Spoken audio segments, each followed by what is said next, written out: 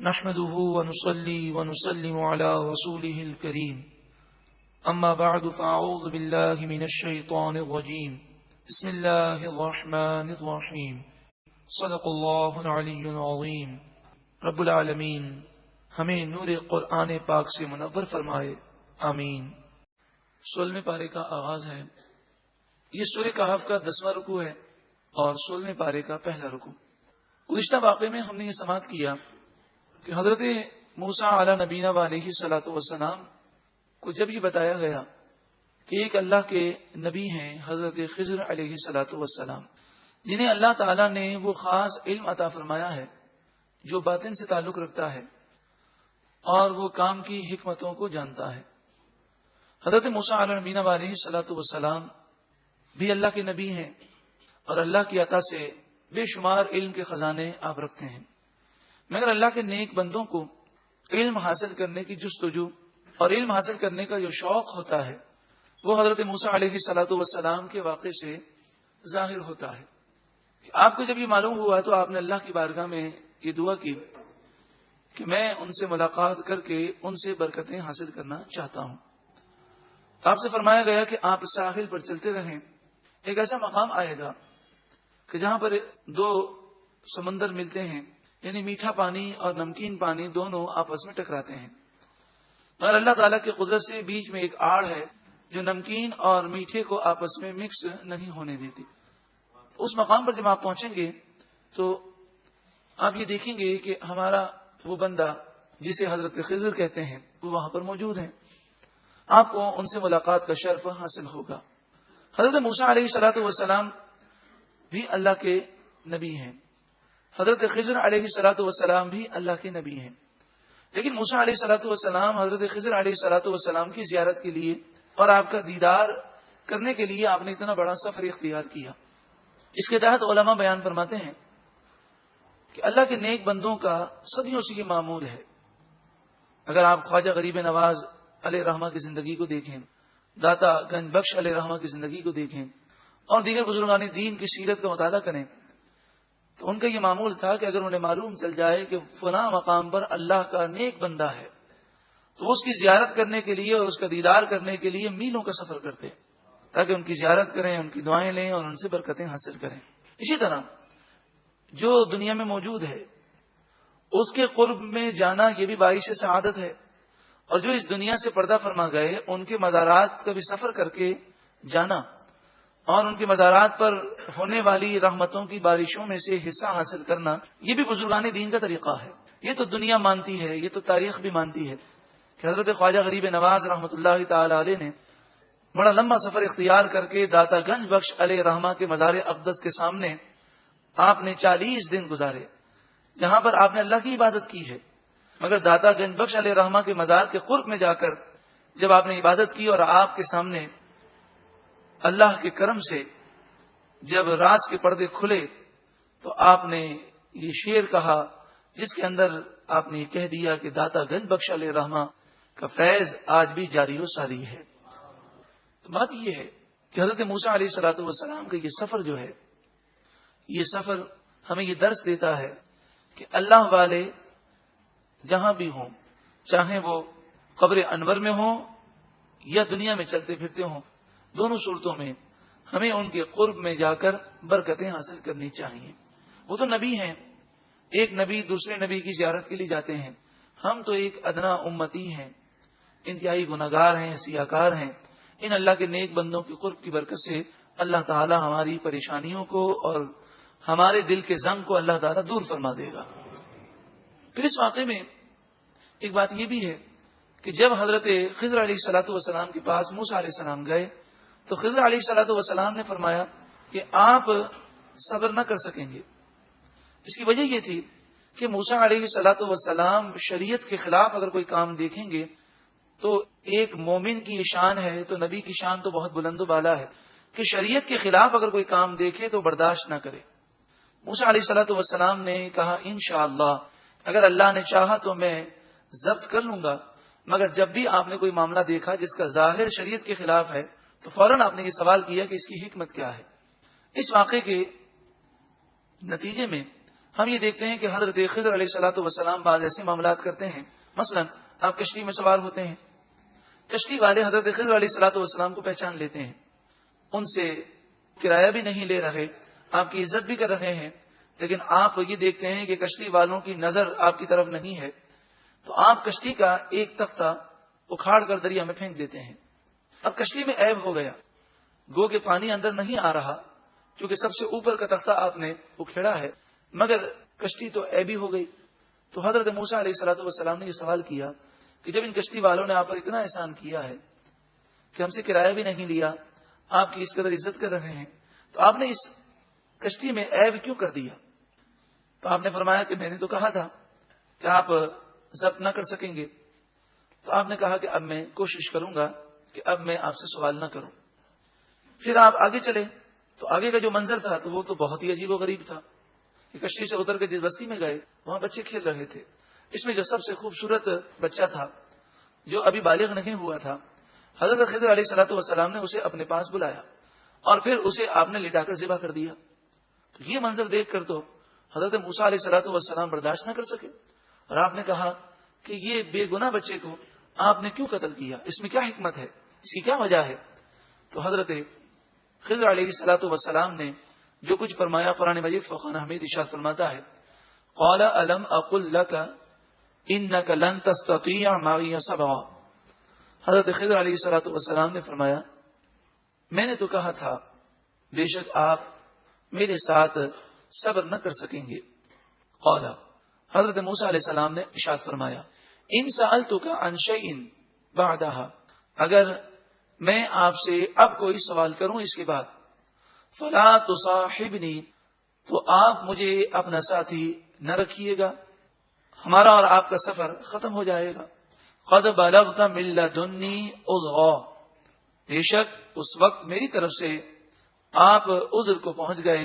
مراد یہ ہے کہ آپ کا عذر درست ہوگا اور واقعی پھر میں سفر آپ کے ساتھ نہیں کروں گا۔ فانطلقا، وہ دونوں چلے، حتی یہاں تک کہ اذا اتیا اہل قریہ، ایک بستی والوں کے پاس وہ دونوں تشریف لے گئے۔ اہل قریۃ نستطعما اہلہا، ان بستی والوں سے دونوں نے کھانا طلب کیا،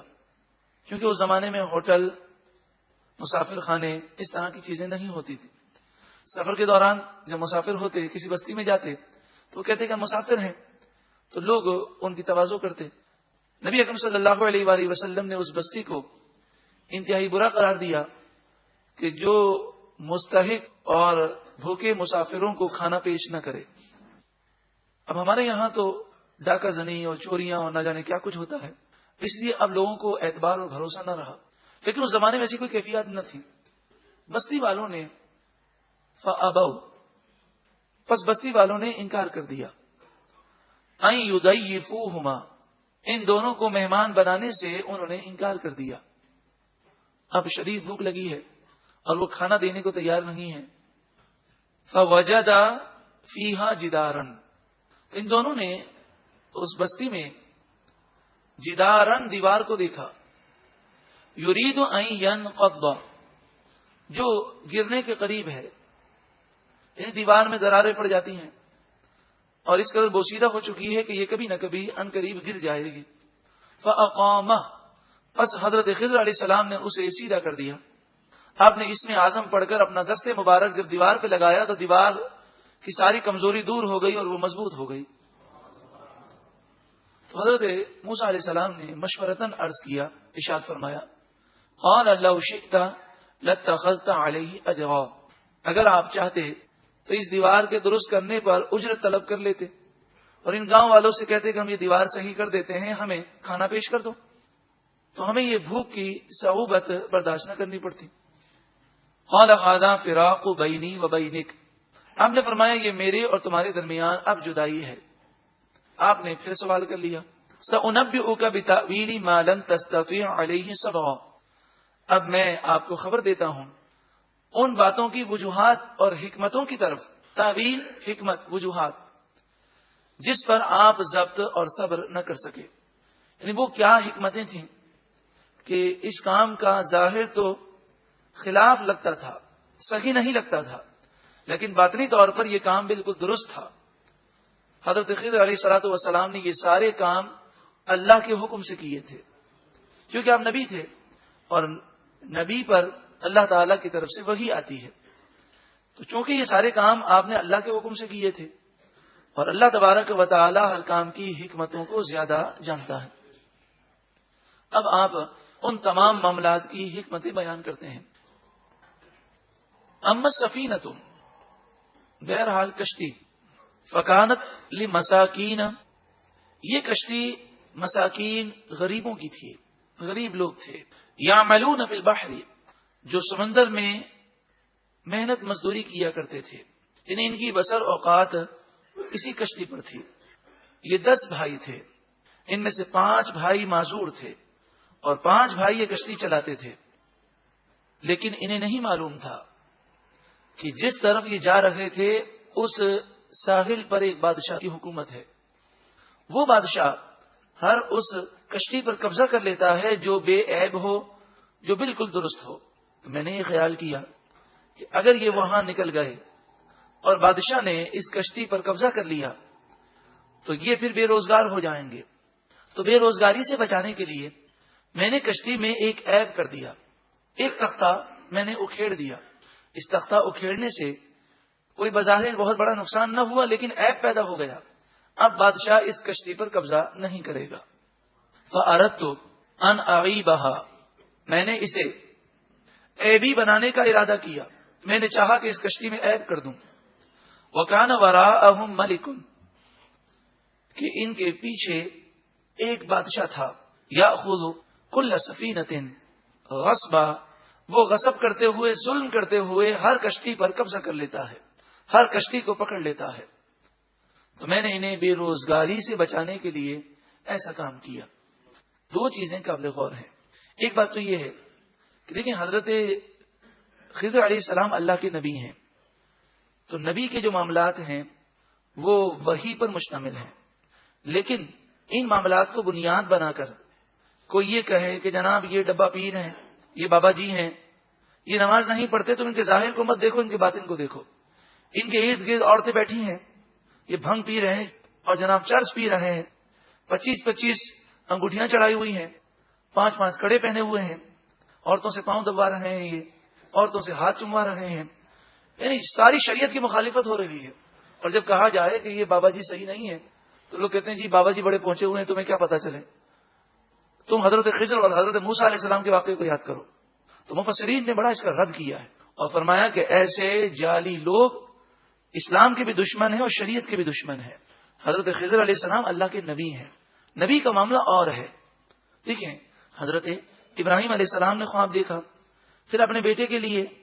آپ چھری لے کر نکلے، رسی لے کر نکلے، اور آپ نے پھر انہیں ذبح کرنے کے لیے آپ نے لٹا دیا۔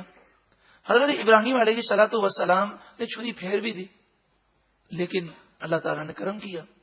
اور اسماعیل علیہ السلام کی جگہ پر مینڈا یا دمبا ذبح ہو گیا۔ تو کیا اس واقعے کو بنیاد بنا کر کوئی کہے کہ جناب میں پہنچا ہوا ہوں، مجھے خواب میں حکم ہوا کہ اپنے بیٹے کو ذبح کر دو، اس لیے میں نے ذبح کر دیا، تو ایسے بیوقوف کو کیا سزا نہیں دی جائے گی؟ کہ نبی کا خواب حجت ہے، نبی کے علاوہ اور کسی کا خواب حجت نہیں ہے۔ تو حضرت خضر علیہ الصلوۃ والسلام نے جو کچھ بھی کیا یہ وحی الہی سے کیا۔ دوسری بات، یہاں پر مفسرین اتنا ضرور فرماتے ہیں کہ چونکہ یہ سارے کام وحی الہی سے تھے تو یہ سارے کام اللہ کی طرف سے تھے۔ تو فرماتے ہیں کبھی کبھی ایسا ہوتا ہے کہ انسان کو معمولی نقصان ہو جاتا ہے، یہ معمولی نقصان بہت بڑے نقصان سے بچانے والا ہوتا ہے، لیکن انسان واویلا کرتا ہے، شور مچاتا ہے، شکوہ شکایات کرتا ہے، بے صبری کا مظاہرہ کرتا ہے، وہ اس پر غور نہیں کرتا یہ معمولی نقصان میری تقدیر میں بہت بڑے لکھے ہوئے نقصان سے مجھے بچا رہا ہے۔ مثلا بسا اوقات ایسا ہوتا ہے کہ اس کا بہت بڑا ایکسیڈنٹ اور حادثہ ہونے کا ہوتا ہے، لیکن معمولی کوئی چوری ہو جاتی ہے اور 1-2 ہزار روپے کے نقصان کی وجہ سے اللہ تبارک و تعالی اس پر کرم فرماتا ہے اور اس نقصان کو اس چھوٹے نقصان سے ٹال دیا جاتا ہے۔ انسان کو ہر موقع پر صبر کرنا چاہیے اور یہی سوچنا چاہیے کہ یہ جو نقصان ہوا ہے ہو سکتا ہے اس سے بڑا نقصان تقدیر میں لکھا ہو کسی کی دعا کے صدقے میں بڑے نقصان کو چھوٹے نقصان سے تبدیل کر دیا گیا. اور کبھی کبھی ایسا ہوتا ہے کہ بعض چیزیں ہمیں نقصان نظر آتی ہیں لیکن اس کا اصل میں فائدہ ہوتا ہے. جیسے حضرت خضر علیہ الصلوۃ والسلام کا کشتی کے ایک ٹکڑے کو توڑ دینا بظاہر نقصان نظر آتا ہے مگر اللہ کے حکم سے تھا اور ایک بہت بڑے فائدے کے لیے اور ایک بہت بڑے نقصان سے بچنے کے لیے تھا. خصوصاً غوث پاک رضی اللہ تعالی عنہ کا تو یہ فرمان بڑا ہی مشہور و معروف ہے کہ راحتیں کامل راحتیں، یعنی سکون اور مکمل سکون اللہ کی رضا میں راضی رہنے میں ہے. تو بندہ اگر یہ ذہن بنا لے تو ٹینشن بھی دور ہو جائے گا اور وہ یہ تصور کرے کہ ہو سکتا ہے یہ نقصان میرے لیے بہتر ہو سکتا ہے اس سے بڑے نقصان سے میں بچ گیا ہوں. اللہ تعالی ہمیں عقل سلیم عطا فرمائے. فرمایا وَأَمَّا الْغُلَامُ، اور بہرحال وہ لڑکا جسے میں نے قتل کر دیا، فَكَانَ أَبَوَاهُ مُؤْمِنَيْنِ، تو اس کے والدین مومن تھے. فَخَشِينَا أَن يُرْهِقَهُمَا طُغْيَانًا وَكُفْرًا، پس ہم نے ڈر محسوس کیا کہ کہیں یہ لڑکا اپنے والدین کو طغیان میں، سرکشی میں اور کفر میں نہ ڈال دے. کہ والدین کو اس بچے سے بڑی محبت ہے تو یہ بچہ بڑا ہو کر کافر ہوگا تو خطرہ یہ ہے کہ اپنے والدین کو بھی کافر بنا دے گا. تو اس لیے اس بچے کو اللہ کے حکم سے قتل کر دیا. مفسرین فرماتے ہیں کہ اگر کوئی یہ دعویٰ کرے کہ میں نے اس بچے کو اس لیے قتل کیا کہ مجھے خواب میں بشارت ہوئی تھی یا الہام ہوا کہ یہ بچہ بڑا ہو کر کافر ہوگا، تب بھی ایسا کرنا جائز نہیں ہے. وہ تو اللہ کے نبی تھے، نبی کا معاملہ اور ہے. فَأَرَدْنَا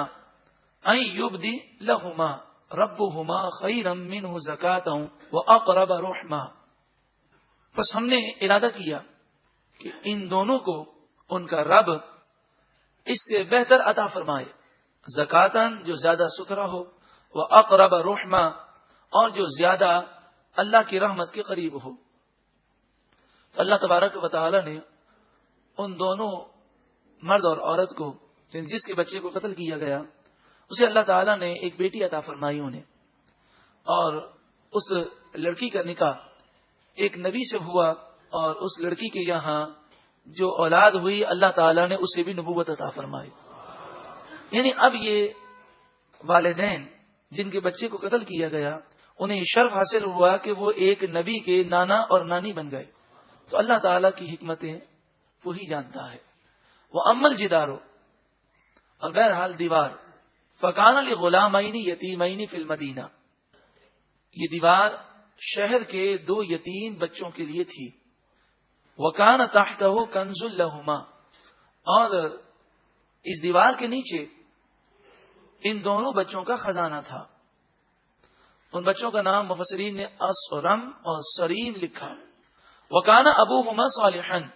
اور ان دونوں بچوں کے والد وہ نیک اور صالح تھے جس کا نام مفسرین نے کاشح بیان کیا. کاشح، آپ نے کہا دیکھو یہ دیہات والے کیسے لالچی ہیں کہ ہم مسافر ہیں، ہمیں دیکھ رہے ہیں کہ بھوک لگی ہے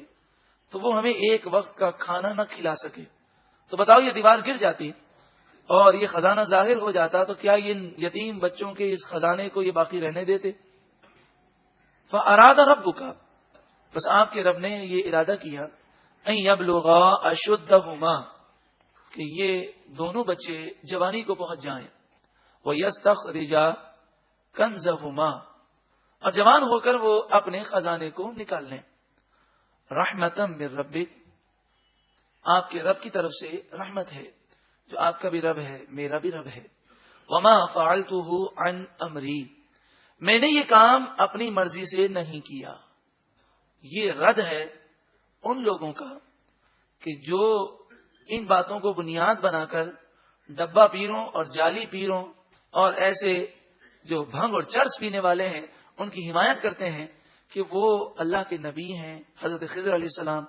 وحی الہی سے یہ سارے معاملات ہیں اور یہ سارے معاملات شریعت کے خلاف نہیں تھے، لیکن موسیٰ علیہ الصلوۃ والسلام نے پھر بھی آپ نے جب انہیں شریعت کے خلاف سمجھا تو آپ نے برداشت نہ کیا. اس واقعے میں درس یہ ہے کہ اگر شریعت کے خلاف کوئی معاملہ ہو تو ایک مومن کو برداشت نہیں کرنا چاہیے. نعوذ باللہ من ذالک، کوئی اگر حضرت موسیٰ علیہ السلام کی بے ادبی کرے، اور جیسے کسی نے مجھے یہ بتایا کسی ٹی وی چینل پر کسی نادان عورت نے اس طرح کی گفتگو کہی، وہ کہ میں نے تو نہ دیکھا ہے نہ سنا ہے، مجھے کسی نے بتایا، اس طرح کہ کہا نعوذ باللہ من ذالک، حضرت موسیٰ علیہ السلام اپنے سفر میں ناکام ہوئے، نعوذ باللہ من ذالک، تو ایسا کہنے والا تو کافر ہے، دار اسلام سے خارج ہے۔ یہ نبی ہیں، وہ بھی نبی ہیں، ان کے آپس کے معاملات ہیں، اور اس میں ہمارے لیے حکمتیں ہیں۔ بالفرض اگر ہم اس کی حکمت کو نہ سمجھ سکیں، ہماری عقلیں ناقص ہیں، اگر ہماری عقل میں یہ باتیں نہ آئیں تو یہ ہماری عقل کا قصور ہے، بے ادبی اور گستاخی کرنے کی اجازت نہیں ہے۔ حضرت موسیٰ علیہ الصلوۃ والسلام کا جلال اور شریعت کے لیے جو آپ کی تڑپ تھی وہ اس واقعے میں ظاہر ہوئی کہ ایک مومن کو ایسا ہی ہونا چاہیے کہ وہ شریعت کے خلاف کسی معاملے کو برداشت نہ کر سکے۔ لیکن جہاں تک تعلق تھا حضرت خضر علیہ الصلوۃ والسلام کا، آپ نے پھر اس کی تعویل بیان کی کہ یہ بظاہر شریعت کے خلاف ہے، لیکن چونکہ یہ میں نے سارے معاملات اللہ کی طرف سے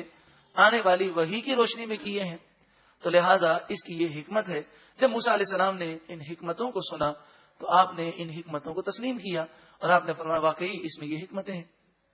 ذالک تأویل ما لم تستطع علیہ صبرا، یہ ان تمام واقعات کی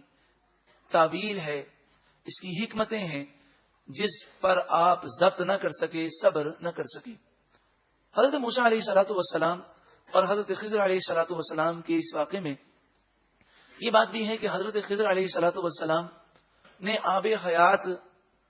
کے چشمے سے یہ پانی پی لیا، اور آب حیات پینے کی وجہ سے آپ کو قیامت تک موت نہیں آئے گی، لیکن کل نفس ذائقۃ الموت کے تحت جب سور پھونکی جائے گی تو آپ پر بھی موت کا ذائقہ آئے گا۔ حضرت عیسیٰ علیہ السلام نے بھی موت کا ذائقہ نہیں چکھا، اور حضرت الیاس علیہ السلام کہ جنہوں نے ابھی تک کل نفس ذائقۃ الموت کے تحت موت کا ذائقہ نہیں چکھا۔ یوں تو ہر نبی کو اللہ تبارک و تعالی نے حیات عطا فرمائی ہے، لیکن ان کے علاوہ جتنے نبی ہیں سب نے ایک لمحے کے لیے موت کا ذائقہ چکھ لیا، اور پھر اللہ تعالیٰ نے انہیں وہ زندگی عطا فرمائی جو دنیاوی زندگی سے بھی زیادہ پاورفل اور زیادہ قدرت و تصرف والی ہے۔ اب سوال یہ ہے کہ یہ آب حیات کا چشمہ کیا کوئی اور پی سکتا ہے کہ پینے کی وجہ سے اس کی اتنی لمبی عمر ہو جائے کہ قیامت تک وہ زندہ رہے؟ اس کے بارے میں مفسرین فرماتے ہیں کہ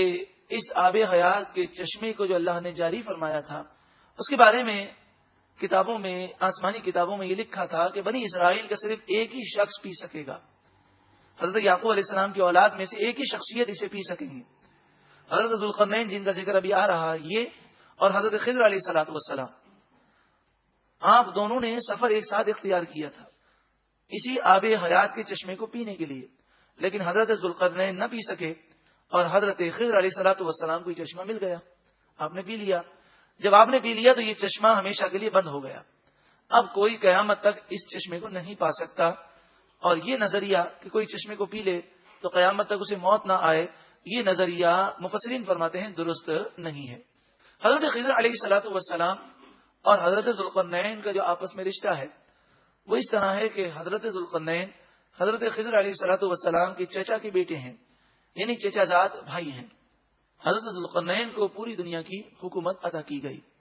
4 بادشاہ ایسے گزرے ہیں، مفسرین فرماتے ہیں کہ جنہیں پوری دنیا کی حکومت ملی، اس میں سے 2 کافر ہیں، ایک ہے نمرود اور دوسرا ہے بخت نصر۔ لوگ سمجھتے ہیں فرعون کو بھی پوری دنیا کی حکومت ملی، یہ بات غلط ہے، اس لیے کہ فرعون صرف مصر کا بادشاہ تھا۔ نمرود اور بخت نصر یہ 2 بادشاہ گزرے ہیں، اور 2 مسلمان بادشاہ گزرے ہیں، حضرت سلیمان علیہ السلام اور حضرت ذوالقرنین، انہیں پوری دنیا کی حکومت ملی۔ اور آخر میں 5ویں بادشاہ ہوں گے حضرت امام مہدی رضی اللہ تعالی عنہ کہ جنہیں پوری دنیا کی حکومت عطا کی جائے گی۔ لیکن امام مہدی کے بارے میں یہ عقیدہ بالکل غلط ہے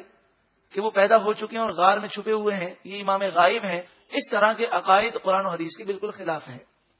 نبی اکرم صلی اللہ علیہ وآلہ وسلم کی احادیث سے تو یہ بس ثابت ہے کہ جس طرح بچے کی ولادت ہوتی ہے اس طرح امام مہدی کی ولادت ہوگی۔ آپ بچپن سے جوان ہوں گے اور 40 سال کی عمر کو پہنچیں گے، اس وقت تک کسی کو معلوم نہیں ہوگا کہ یہ امام مہدی ہیں۔ حالات خراب ہوں گے، پوری دنیا میں کافروں کا غلبہ ہوگا اور لوگ ایمان کے تحفظ کے لیے مکے مدینے کی طرف آ رہے ہوں گے۔ امام مہدی خانہ کعبہ کا طواف کر رہے ہوں گے اور غیب سے ندا ہوگی کہ یہ امام مہدی ہیں، ان کے ہاتھ پر بیعت کر لو، اور لوگ پھر ان کے ہاتھ پر بیعت کریں گے، اور پھر اسلامی جہاد ہوگا اور کافروں کو شکست ہوگی، اور پھر ایک وقت وہ آئے گا جب پوری دنیا میں اسلام کی حکومت ہوگی۔ حضرت خضر علیہ الصلوۃ والسلام کا نام خضر نہیں ہے، خضر تو آپ کا لقب ہے، کیونکہ جس مقام پر آپ بیٹھتے اس مقام پر سبزہ اگ جاتا، اس مناسبت سے آپ کو خضر کہتے ہیں۔ خضر کے معنی سبزہ، خا ضاد رے، عربی میں خضر۔ آپ کا اصل نام بلیا بن ملکان ہے، بے لام یہ الف بلیا، بے لام یہ الف بلیا بن ملکان، میم لام کاف الف نون، اور آپ کی کنیت ابو العباس ہے۔ مفسرین فرماتے ہیں جس کو آپ کا نام اور آپ کی کنیت یاد ہوگی انشاءاللہ اس کا خاتمہ ایمان پر ہوگا۔ بلیا بن ملکان اور آپ کی کنیت ابو العباس۔ مفسرین اس پر یہ بھی فرماتے ہیں کہ جب آپ دیکھیں کہ اللہ کے نبی کے نام اور کنیت میں یہ تاثیر ہے کہ جس کو ان کا نام یاد ہو، کنیت یاد ہو، تو اللہ تعالیٰ اس پر یہ کرم کرے گا کہ خاتمہ ایمان پر ہوگا۔ تو جو اللہ کے نیک بندوں سے عقیدت اور محبت رکھے گا انشاءاللہ تعالیٰ اس کے ایمان کا تحفظ ضرور اسے عطا کیا جائے گا۔ یہ بھی سماعت کر لیں کہ حضرت الیاس علیہ السلام اور حضرت خضر علیہ الصلوۃ والسلام آپ دونوں ملاقات فرماتے ہیں ایام حج میں، اور ہر سال آپ حج ادا فرماتے ہیں، میدان عرفات میں ہوتے ہیں، بسا اوقات کسی سے ملاقات بھی کرتے ہیں۔ عرب لوگوں میں یہ مشہور ہے کہ حضرت خضر علیہ الصلوۃ والسلام کے انگوٹھے میں ہڈی نہیں ہے، ہاتھ کے انگوٹھے میں، بعض عربوں میں مشہور ہے۔ تو ایسے عرب لوگ اگر میدان عرفات میں کسی سے ہاتھ ملائیں تو ہاتھ ملا کر وہ انگوٹھے کی ہڈی کو دبا کر دیکھتے ہیں کہ اگر یہ ہڈی نہیں ہوئی تو یہ حضرت خضر علیہ السلام ہوں گے۔ واللہ تعالی عالم یہ بات کہاں تک درست ہے، لیکن یہ بات درست ہے کہ حضرت خضر علیہ الصلوۃ والسلام میدان عرفات میں ہوتے ہیں، حج کرتے ہیں، اور آپ حاجیوں سے ملاقات بھی کرتے ہیں۔ جس کو حضرت خضر علیہ الصلوۃ والسلام سے ملاقات کا شرف مل جائے یقیناً اس کا دونوں جہاں میں بیڑا پار ہے۔ اسی لیے علماء نے فرمایا کہ میدان عرفات میں جب حاجی ہوں تو وہ جب بھی کوئی ان سے ہاتھ ملانے کے لیے آئے تو وہ اس سے نرمی کے ساتھ سلوک کریں، نہ جانے یہ ہاتھ ملانے والا اللہ کا ولی ہو یا پھر اللہ کے نبی حضرت خضر علیہ الصلوۃ والسلام ہو۔ اللہ تبارک و تعالی بسا اوقات فرشتوں کو بھی نازل فرماتا ہے اور وہ میدان عرفات میں حاجیوں سے انسانی شکل میں مصافحہ کرتے ہیں۔ بعض حاجی جذبات میں ایسے ہوتے ہیں کہ ہر ایک کو دھکا مارتے رہتے ہیں، انہیں یہ خیال کرنا چاہیے کہ کہیں ہمارا دھکا اگر کسی فرشتے کو لگ جائے یا کسی ولی کو لگ جائے اور وہ ناراض ہو جائیں تو پھر ہمارا حج کہاں سے قبول ہوگا۔ تو کسی مسلمان کو بھی دھکا نہیں لگنا چاہیے، اور یہ اس طرح کی جلد بازیاں انسان کے لیے بڑی ہی نقصان دہ ہیں۔